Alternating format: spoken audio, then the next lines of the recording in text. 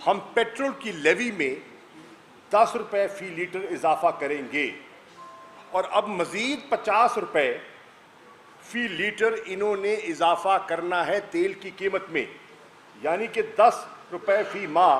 तो अगले 5 माह जो लेवी है पेट्रोल की उसमें इजाफा होगा और उसका इम्पैक्ट जो हमारे ज़रूरी सेक्टर पर होगा और जो इस वक्त ज़राअत पर जो मनफी असर हो रहा है डीजल की कीमत का, वो एक किसान जानता है, वो एक काश्तकार जानता है। इंटरनेशनल कीमत गिर गई और ये जो सो कॉल्ड आवाम के मुहाफिज बने बैठे हैं पीडीएम की लीडरशिप, इन्होंने 9 रुपए फी लीटर तेल बढ़ा दिया। इन्होंने 4 रुपए 62 पैसे फी लीटर मिट्टी के तेल में इजाफा कर दिया। ये एक महंगाई की शरह जिस तेजी से बढ़ रही है उसका भी हर पाकिस्तानी को एहसास है। मैं हैरान हुआ सुनकर मिफ्ता इस्माइल साहब अपनी प्रेस कॉन्फ्रेंस पे कहते हैं कि मैं महंगाई कम करने के लिए नहीं आया, महंगाई कम करना मेरी तरजीह नहीं है, पाकिस्तान को डिफॉल्ट से बचाना मेरी तरजीह है। सवाल ये है, पाकिस्तान को डिफॉल्ट की तरफ धकेल रहा कौन है? उसकी जिम्मेदारी किस पर आयद होती है? ये तो जब तशरीफ लाए थे और हमारे हुकूमत में, इनकी हुकूमत पीडीएम में हुकूमत में आने से पहले इनका तो ये एक बयानिया था कि सारी महंगाई की वजह तहरीक इंसाफ की ना तजर्बाकार हुकूमत है। अब तो सब तजर्बाकार यकजा हो गए और सब अपना तजर्बा का अमली मुजाहरा दिखा रहे हैं। नतीजा ये है कि आज हमारा जो अफरात ज़र है, जब हम गए थे तो सेंसिटिव प्राइस इंडेक्स जो था, एसपीआई जिसको कहते हैं, जो महंगाई का एक पैमाना है, वो था 16.5% और आज इनके इन चंद माह में वो बढ़कर हो गया है 38%। जो महंगाई का मज़ीद तूफ़ान आना है, बिजली के बिलों में मज़ीद जो तूफ़ान आना है, वो लोगों के सामने है। डिफ़ॉल्ट के ज़िम्मेदार कौन है? ये कह देना कि जी ये तो वो ज़िम्मेदार थे, ना काफ़ी है। आज सब लोग देख रहे हैं कि मौजूदा हुकूमत के पास कोई रिकवरी प्लान नहीं है, कोई इकोनॉमिक रिकवरी का इनके पास प्लान नहीं है। मौजूदा हुकूमत की जो पॉलिसीज़ हैं उनमें कोई तसलसल नहीं है, एक कदम आगे 2 कदम पीछे।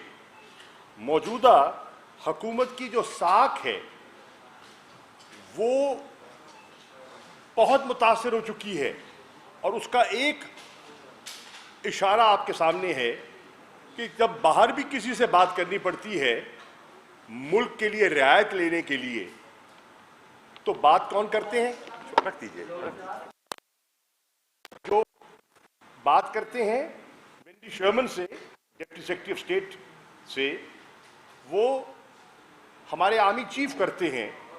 ये बात तो वजीर खारजा को करनी चाहिए थी, ये तो बिलावल को करनी चाहिए थी, ये तो शहबाज शरीफ को करनी चाहिए थी, लेकिन उनकी साख अब इतनी गिर चुकी है कि कोई उनको तवज्जो नहीं देता, उनकी बात में वज़न और अहमियत नहीं रही।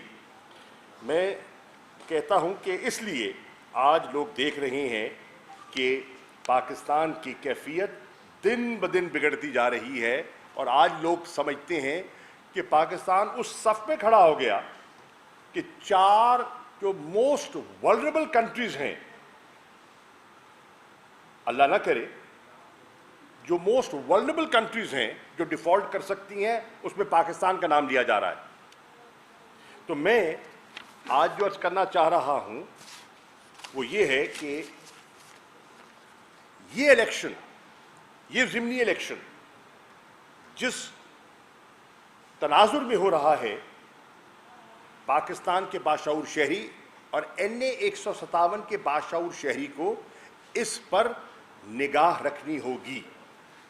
आज कैफियत ये है कि जब से पीपल्स पार्टी की और नून की मुश्तरका हुकूमत आई है, रुपए की कदर में 30% कमी हो गई है। जब हम हुकूमत छोड़ के गए तो डॉलर था 178 रुपए, 178 रुपए का $1 था। वो अब कुछ कम हुआ है कल, लेकिन 250 रुपए का डॉलर गया है और अब भी जो शरह है उसकी खासी ऊंची है। जो इंटरनेशनल एजेंसीज हैं जो मईशत की सेहत के बारे में तबसरा करती हैं और रेटिंग्स देती हैं, जब हम हुकूमत में थे तो पाकिस्तान की मईशत के बारे में जो उनका तबसरा था, उनकी नज़र में पाकिस्तान की इकॉनमी स्टेबल थी। आज वही रेटिंग एजेंसीज पाकिस्तान की नेगेटिव रेटिंग दे रही हैं।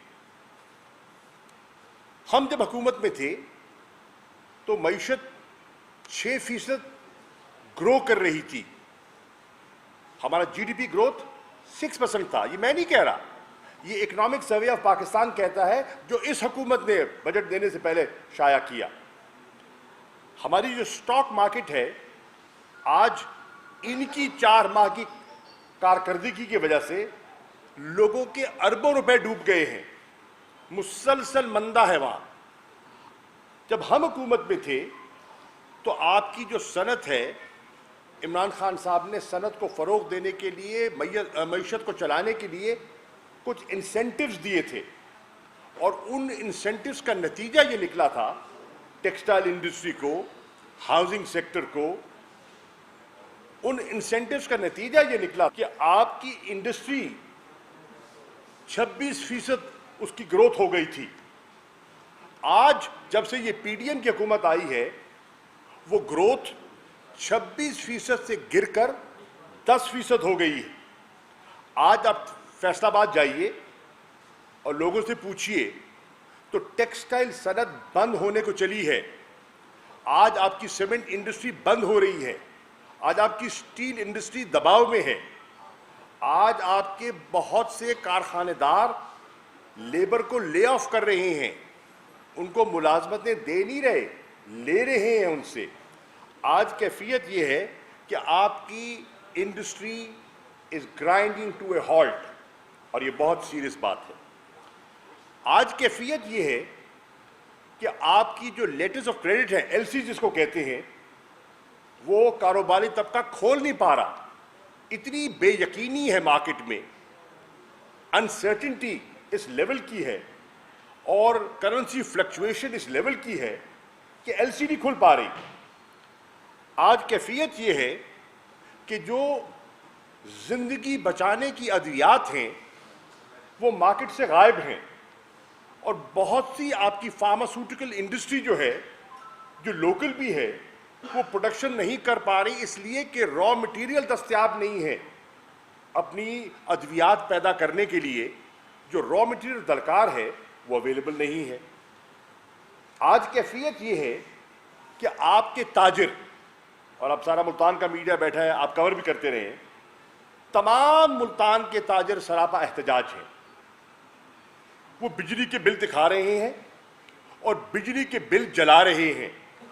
आज वो कहते हैं कि हम ये बर्दाश्त नहीं कर सकते, और ताजरों ने 17 अगस्त को शटर डाउन की कॉल दे रखी है, शटर डाउन की कॉल दे रखी है।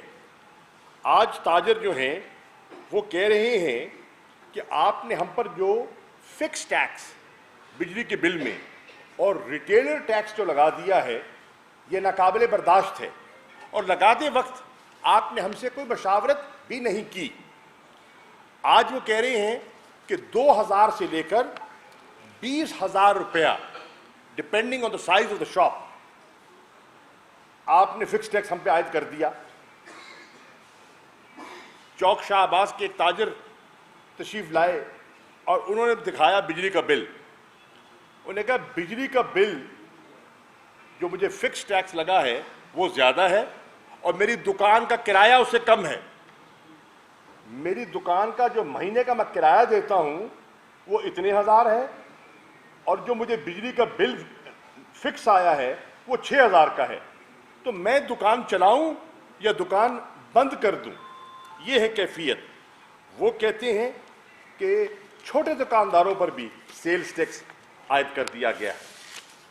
जितने इंसेंटिव्स इमरान खान साहब ने और तहरीक इंसाफ ने दिए थे मुल्क की मईशत को किक स्टार्ट करने के लिए, क्योंकि 2 साल कोरोना की कैफियत से हम दो चार रहे हैं और हमने चाहा कि मईशत का पहिया चलता रहे, इन्होंने सब यके बाद दीगर उनको विड्रॉ कर लिया है। आज कैफियत ये है कि पिछले 2 दिन से पूरे पाकिस्तान में ट्रांसपोर्टर्स जो हैं उन्होंने पहिया जाम किया हुआ है। मुल्तान के अड्डों से बसें नहीं चल रही। सब आपने देखा, आज भी अखबारात में मैं देख रहा था, तस्वीरें शाया हैं, सब बसें खड़ी हैं और सवारियों को कह रहे हैं कि आप तशरीफ मत लाइए क्योंकि हम इंटरसिटी ट्रांसपोर्ट नहीं चल रही। आज वो कह रहे हैं कि हमारी वायबिलिटी नहीं रही।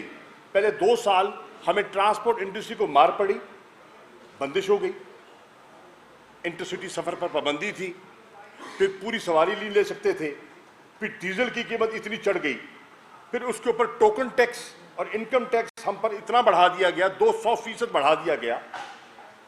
इस बोझ तले ट्रांसपोर्ट चलाना नामुमकिन है। आज वो हड़ताल पर हैं। तो मैं अर्ज कर रहा हूं, इस तनाजुर में पाकिस्तान के लोगों ने एक मरतबा फिर 17 जुलाई के बाद एक बड़ा फैसला करना है। 2 बयानियां उनके सामने हैं और एक बयानिए का साथ देना है। 2 ऑप्शन उनके सामने हैं, एक पीडीएम का ऑप्शन है और एक तहरीक इंसाफ का ऑप्शन है, और लोगों ने उन दोनों ऑप्शन में से एक ऑप्शन को तरजीह देनी है। आज मैं इसलिए कहता हूं कि ये जो NA 157 का इलेक्शन है, ये जातियात का नहीं है, ये नजरियात का इलेक्शन है। NA 157 के इलेक्शन में झगड़ा 2 खानदानों का नहीं है, इंसानों का है, इंसानियत की बात हो रही है। आज मैं ये कह रहा हूं, जब कौम और कौमी बका का सवाल उठता है तो फिर कौम की बेटियों को, कौम की बहनों को और कौम की माओं को अपना किरदार अदा करना होगा। वो लाताल्लुक रह नहीं सकती, वो इस माशरे का हिस्सा है, वो हमारे घर का हिस्सा है। और तहरीक इंसाफ की तहरीक में ख़वातीन का और फैमिलीज़ का बहुत बड़ा रोल है। चाहे धरना था 126 दिन का, चाहे 25 मई का हमारा एहतजाज था जिस पर हम पर तशद्दुद किया गया, हमारी बेटियों ने, हमारी बहनों ने जो वहाँ लाठियाँ खाईं, जो शेलिंग बर्दाश्त की, वो भी मेरी बच्चियाँ थीं, वो भी कौम की बच्चियाँ थीं। अगर वो खा सकती हैं तो हमारी बच्चियों को भी किरदार अदा करना होगा अगर पाकिस्तान का हमने मुस्तकबिल बनाना है। मैं अर्ज करता चलूं, अब NA 157 के लोगों से मुल्तान का मीडिया तशरीफ फरमा है। मैं एक सवाल करता हूं, मुझे बताइए, क्या पूरे मुल्तान ने अपनी आंखों से PP 217 में नून को और पीपल्स पार्टी को यकजा नहीं देखा? क्या मूसा गिलानी साहब और गफ्फार डोगर साहब मिलकर एक गाड़ी महल्ला महल्ला, यूनियन काउंसिल और ward to ward Tehreek Insaf की मुखालफत नहीं कर रहे थे? क्या मिलकर उन्होंने कैंपेन नहीं चलाई? ये सबके सामने है। आज लोग पूछते हैं और सवाल करते हैं, और NA 157 के लोग इनसे सवाल करें कि 15 जुलाई को जो मुल्तान में मरियम बीबी का जलसा हुआ था, उसमें तो सब नून और पीपल्स पार्टी एक स्टेज पे दिखाई दे रहे थे, शीरो शकर थे, और बल्ले के खिलाफ, जैन कुरैशी के खिलाफ, इमरान खान के खिलाफ, तहरीक इंसाफ के खिलाफ यकजबा होकर कैंपेन कर रहे थे। आज 3 अगस्त को यकलख्त क्या तब्दीली आई है, क्या तब्दीली आई है कि आप की राहें जुदा हो गई। आज क्या वजह है कि पीपल्स पार्टी को फिर ज़ौक और शौक हो गया मैदान में उतरने का, और नून ने अपने कैंडिडेट को जिसे कहते हैं कुर्बान कर दिया। वही मैं आज कर रहा हूं ना, अगर बात होती नजरियात की तो कैफियत और होती। यही हल्का था NA 157, यही इलाका था जब तहरीक इंसाफ ने फैसला, मैं जब तहरीक इंसाफ में शामिल हुआ और इमरान खान साहब ने फैसला किया कि हमें बायकॉट करना है, तो क्या मैंने बायकॉट नहीं किया था इसी हल्के से? और उस बायकॉट की शक्ल सूरत में गफ्फार डोगर साहब आए थे नून की तरफ से, और मूसा गिलानी साहब MNA मुंतखब हुए थे जब उनके वालिद वजीर आजम थे पाकिस्तान के। पूरे जाहो जलाल के साथ उन्होंने कैंपेन की थी और यहां से कामयाब हुए थे। अल्हम्दुलिल्लाह NA 157 के लोगों, आप इस बात के गवाह हो कि 2013 का इंतखाब था, जैन ने, शाह महमूद ने, हमारे दोस्तों ने जो हमारे साथ चल रहे थे और चल रहे हैं, और आज भी जिन्होंने मिलकर हमारे साथ दरख्वास्त जमा करवाई है, उनके हाथ में तहरीक इंसाफ का झंडा था, इमरान खान का नजरिया था। 2018 का इंतखाब हुआ तो हमारे हाथ में तहरीक इंसाफ का झंडा था। जैन कुरैशी ने दोनों पीपल्स पार्टी का और नून लीग का मुकाबला किया था, और अल्हम्दुलिल्लाह इस हल्के के लोगों ने मेहरबानी फरमाते हुए इन्होंने उन्हें मुंतखब किया। इंशाअल्लाह जनरल इलेक्शन में भी आप हमारे हाथ में तहरीक इंसाफ का झंडा देखेंगे। जब एक कौम के सामने एग्जिस्टेंशियल थ्रेट होता है तो मेरे भाइयों, मेरे बुजुर्गों, मेरी बहनों, मेरी बेटियों, आपको अपनी सोच का अंदाज तब्दील करना होगा। आज पाकिस्तान के जो चैलेंजेस हैं वो मामूली नहीं हैं, वो मामूल से हटकर हैं। आज पाकिस्तान की नजरियाती सरहदों पर भी हमला हो रहा है, आज पाकिस्तान के जोग्राफिये पर भी हमला हो रहा है, और आप देख रहे हैं बलूचिस्तान में क्या हो रहा है। अभी हालिया में कुछ डेवलपमेंट हैं जिस पे अभी गवर्नमेंट खामोश है, लेकिन उन्हें कुछ ना कुछ तो अर्ज करना होगा। इस पे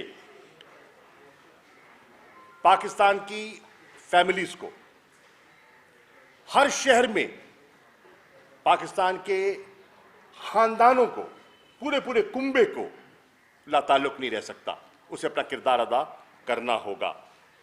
मेरी नजर में इस इलेक्शन में पीपल्स पार्टी को वोट देना पंजाब में वोट जाया करने के मुतरादिफ होगा।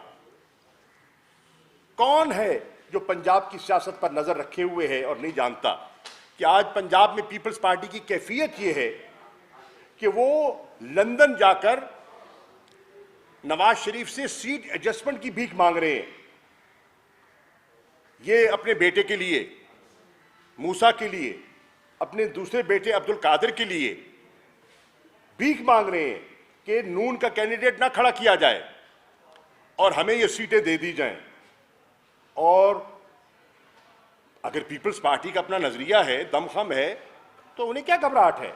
नून अपना कैंडिडेट खड़ा करती है, पीपल्स पार्टी अपना कैंडिडेट खड़ा करे, PTI अपना कैंडिडेट खड़ा करे, फैसला तो आवाम ने करना है, फैसला तो आवाम ने करना है।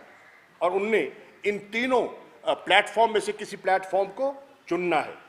आज कैफियत यह है कि खैबर पख्तूनख्वा में पीपल्स पार्टी का वजूद खत्म हो गया, ना होने के बराबर। पंजाब में अभी 20 हलकों में इलेक्शन हुआ है, एक हलके में भी पीपल्स पार्टी का उम्मीदवार नहीं था। मुकाबला किसका था? पाकिस्तान तहरीक इंसाफ का और नून लीग का। आज कैफियत यह, आजाद कश्मीर में पीपल्स पार्टी सिकुड़ गई है। गिलगित बल्तिस्तान एक जमाने में उनका होल्ड होता था, आज उनका वजूद नहीं है। सो वाज़े हो गया कि इस वक्त मुल्क में दो आइडियोलॉजीज हैं। एक इमरान खान की आइडियोलॉजी है और एक उस तबके की आइडियोलॉजी है जिन्होंने ये सारा जो आपस में इल्हाक किया है कि मुल्क को इस दलदल से निकालने के लिए नहीं, अपनी करप्शन के केसेस को दफन करने के लिए किया है। वो 1100 अरब जो नैब की जद में था, जो 1100 अरब के जो लूट मार है, जो नैब में केसेस चल रहे थे, उनको दफ्तर दाखिल करने के लिए नैब के कवानीन में तब्दीली की है। ये है जिनका एजेंडा, जिस एजेंडे के लिए इन्होंने आपस में, मैंने पहले भी कहा था, ना इनका झंडा एक, ना इनका निशान एक, ना इनकी सोच एक, ना इनका फलसफा एक, ना इनका मंशूर एक। हाँ, इनके वक्ती मफादात एक हैं। मैं आज फिर कह रहा हूं, ये गैर फितरी अलायंस है, ये अननेचुरल अलायंस है, ये देरपा नहीं है। और उसकी एक झलक सामने आ गई। आज उनकी अपनी नून की सफ़े में से लोग जो हैं NA 157 के, वो हरगिज़ तैयार नहीं है पीपल्स पार्टी के साथ चलने के लिए। उनको सीरियस रिजर्वेशंस हैं, सीरियस रिजर्वेशंस हैं पीपल्स पार्टी और पीपल्स पार्टी की सोच से।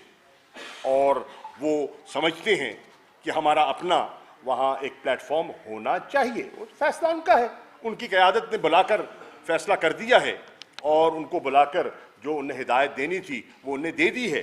लेकिन जो आम वोटर है गालिबन वो उस हिदायत से इतना मुझे कम अज़ कम मुतमईन दिखाई नहीं दे रहा। तो मेरे साथियों, मेरे भाइयों, मैं ये अर्ज़ करना चाहूँगा, फिर ये गली और नाली तक महदूद नहीं है। ये इलेक्शन गली, नाली, सड़क, पानी, बिजली, गैस, इनकी अहमियत से कोई इनकार नहीं कर सकता। ये रोज़मर्रा की ज़रूरियात हैं और इनको पूरा करना हमारे फ़राइज़ में शामिल होता है। लेकिन ये इलेक्शन उससे बालातर है। ये इलेक्शन इलाकाई ग्रुपिंग से भी बालातर है। ये इलेक्शन ग्रोही पसंद और नापसंद से भी बालातर है। इसलिए मैं आज ये अर्ज़ करना चाहूँगा कि जो भी वोटर है, जो फैसला करना चाहे, वो अपने फैसले में आज़ाद है, लेकिन वो तराजू में रख के तोले और तोल के फैसला करे, क्योंकि ये फैसले का वक्त है और इस फैसले की इसकी ये बड़ी अहमियत है। इसलिए मैं कहूँगा NA 157 की बच्चियों को, बेटियों को, माँओं को, जो घर बैठी हैं, जो रोज़ाना खेत में जाके काम करती हैं और उनके बगैर ज़रूरी मईशत चलती नहीं है। चावल काश्त हो रहा है, ख़वातीन लगा रही हैं। कपास की चुनाई होगी, ख़वातीन चुनेंगी। भैंसों का चारा होगा, ख़वातीन जाके वो करती हैं, फॉडर काटती हैं और चारा करती हैं, खिदमत करती हैं माल मवेशी की, ख़ानदान के अफराद के साथ। घर के मसले, घी की कीमत का जो एहसास खातून को है वो मर्द को नहीं हो सकता। इसलिए मैं अर्ज़ करूँगा कि पाकिस्तान की ख़वातीन और बिलखुसूस 157 की ख़वातीन, आपके पास एक बड़ा फ़ैसले का वक्त आ रहा है और आपने सोच समझ कर फ़ैसला करना है। और मैं मुखातिब हूँ पाकिस्तान के यूथ से, जिसने इमरान खान के झंडे को बुलंद करने में और बुलंद रखने में बहुत बड़ा किरदार अदा किया। इमरान का विजन, इमरान का बयानिया और नजरिया, गांव गांव, करिया करिया लेकर, चक चक लेकर किसने जाना है? आपने जाना है। हर जगह मेरा पहुंचना या जैन का पहुंचना शायद मुमकिन हो या ना हो, लेकिन इमरान का बयानिया वहां पहुंचना हमारी सियासी ज़रूरत है। चुनांचे मैं आपसे ये दरख्वास्त कर रहा हूँ आज कि आपको अज खुद ये अलम उठाना होगा, इस झंडे को और इस नज़रिए को बुलंद करना होगा और पाकिस्तान के मफादात का तहफ़्फ़ुज़ करना होगा। और ये हुकूमत जो आई, जो हमने अवामी फलाह के काम किए थे, महंगाई के दौर में लंगर खानों का जो बंदोबस्त किया था, इन्होंने बंद करने की कोशिश की। हमने महंगाई की कैफियत को देखते हुए जो एहसास राशन प्रोग्राम को इंट्रोड्यूस करने की बात की थी, इन्होंने उसको बंद करने की कोशिश की। हमने एक गरीब खानदान को जो महंगाई की चक्की में पिस रहा है, उसको सहारा देने के लिए जो हेल्थ सर्टिफिकेट्स का अपना हेल्थ कार्ड का जो इजरा किया था, इन्होंने आके ख़त्म किया। इमरान खान तशरीफ लाए लाहौर, तो उन्होंने पहली हिदायत ये की, सनिया निश्तर को कहा कि आप आइए और यहाँ हमने दोबारा एहसास प्रोग्राम लागू करना है, हमने हेल्थ कार्ड का निफाज करना है, ताकि एक मुतवस्सित तबका और एक गरीब तबका जो है वो इलाज मालजे की वजह से गुर्बत की लकीर के नीचे न चला जाए। तो मैं ये चंद गुजारिशात इसलिए करना चाह रहा था कि मैंने देखा मीडिया में, मैंने देखा लोगों में बातें हो रही हैं कि जी क्या है, फलां है, फलां है, फलां। भाई ये इंडिविजुअल्स की बात नहीं है, कौमों की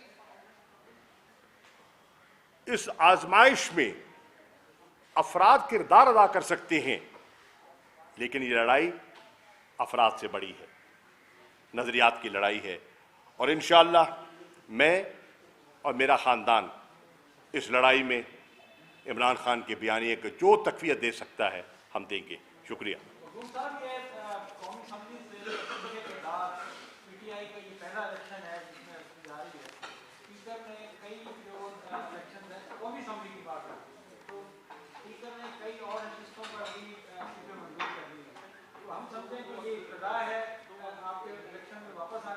नहीं, मैं इस करूँ, मैं इसका जवाब दे दूँ, इसके बाद ले लें, मैं इसका जवाब दे दूँ। नहीं, पहली बात तो ये है कि ये पहला इलेक्शन नहीं है। हमारे खैबर पख्तूनख्वा से MNA थे ख्याल जमान साहब, अल्लाह उनको गरीक रहमत करे, वो बीमार थे, इनका इंतकाल हो गया, कैंसर में मुब्तला थे और हम इस्तीफ़ा दे चुके थे। उसके बाद उनके साहिबजादे वहाँ से इलेक्शन लड़े और कामयाबी हासिल की। असेंबली में नहीं गए लेकिन कामयाब हुए। PTI का नज़रिया और सोच उन्होंने अपने ज़िले में और झंडा बरकरार रखा। तो ये पहला नहीं है, इसकी मैं इस्लाह करता हूँ, नंबर 1। नंबर 2, ये फैसला पार्टी करेगी। पार्टी ने जब फैसला किया मुस्तफ़ी होने का, तो मैंने इमरान खान के एक इशारे पर अपना इस्तीफ़ा पेश कर दिया। ज़ैन कुरैशी ने इमरान खान के एक इशारे पर अपनी कौमी असेंबली का इस्तीफ़ा पेश कर दिया। हम इमरान खान के फैसलों के पाबंद हैं और हमारी पार्टी का जो फैसला होगा, मेरा बेटा भी पाबंदी करेगा, मेरी बेटी भी पाबंदी करेगी।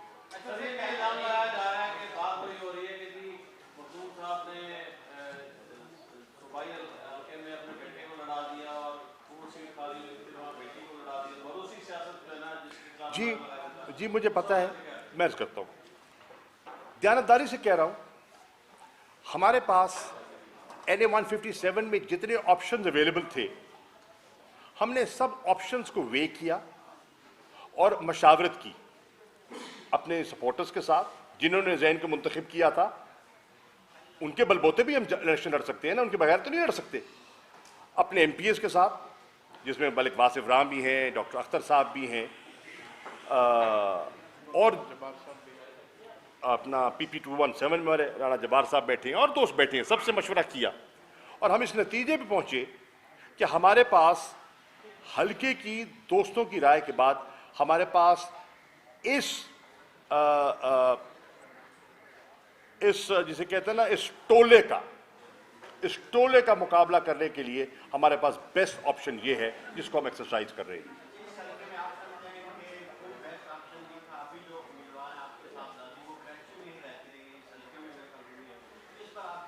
वो मुल्तान से हैं, मुल्तान में पैदा हूँ, मुल्तान में परवरिश हुई, शादी के बाद यकीनन उसका ससुराल कराची से है, कराची में थी, लेकिन मुल्तान उनका घर है और मुल्तान उनका हमेशा घर रहेगा।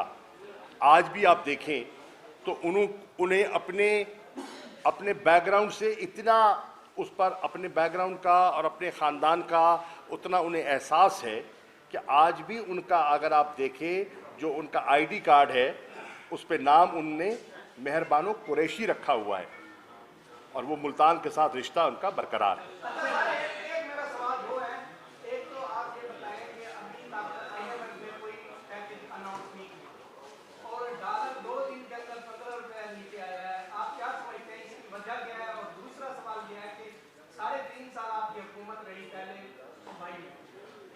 उसके बावजूद जो मुल्तान का सेफ सिटी प्रोजेक्ट था वो उस पर कोई काम नहीं। अल्लाह ने एक मौका और दिया आपको, जैन के साथ उम्मीदवार नामजद किया है, तो इस पर कोई आप कदम देखिए मुल्तान की सेफ सिटी का प्रोजेक्ट या किसी शहर बड़े शहर के लिए सेफ सिटी का प्रोजेक्ट की अहमियत और अफादियत मैं समझता हूँ, लेकिन हमारा जो पहला तवज्जो है ना, मैं दयानतदारी से कह रहा हूँ, देखिए मसाइल तो बेपनाह हैं, मुल्तान के बेपनाह मसाइल हैं, लेकिन इस वक्त अगर हमारे पास पैसा लिमिटेड है और उस पैसे को हमने खर्च करना है तो मेरी राय में, दयानतदाराना राय में, मुल्तान की तरजीहात में पहली तरजीह मुल्तान का नाक़िस सीवरेज का निज़ाम है। शहर डूबा पड़ा हो तो सेफ सिटी की अपनी अहमियत है, लेकिन हमारी पहली तरजीह सीवरेज है।